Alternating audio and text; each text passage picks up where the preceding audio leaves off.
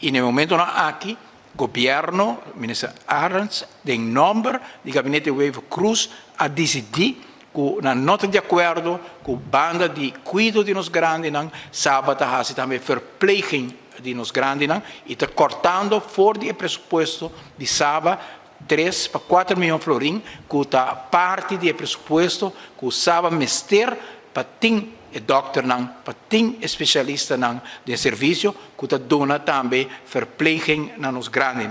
E agora nós vai fazer nossa investigação de situação aqui, nós queda sumamente assombrado de carta que o ministro Arens, em nome do gabinete Wave Cruz, manda para sábado, atendendo com o tema de verpleeg, huiszorg, de sábado, numa forma meticubisa e tono que seguramente não está o tono com o qual você trata nenhum gente, pero seguro uma fundação que está fazendo trabalho assim tanto anos acaba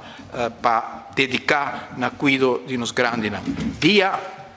1 de novembro, o ministro Arens manda uma carta para sábado, em qual carta o ministro Arens arriba tono que está totalmente inaceitável, tono toch bastante brutal, manda bisa sábado, e o ponto de mais importante que a ressaltar na carta aqui, é bisa gabinete Wave Cruz a decidir para cortar o subsídio de sábado pelo seguinte motivo. O ministro não está de acordo com o verpleeghuiszorg na casa de sábado, que é parte que a assim é essencial para sábado, banda de dona e ouderenzorg e cuido, para dona também é verpleging, para não sabe que o hobby de nos grandes não é unicamente o ministério de cuido regular que botar na casa também, mas o ministério também de cuido médico que sábado durante anos vai profissionalizar o mês para dona, de momento aqui o gabinete Wave Cruz a decidir que não que dona sábado placa para mais, e a carta é a seguinte,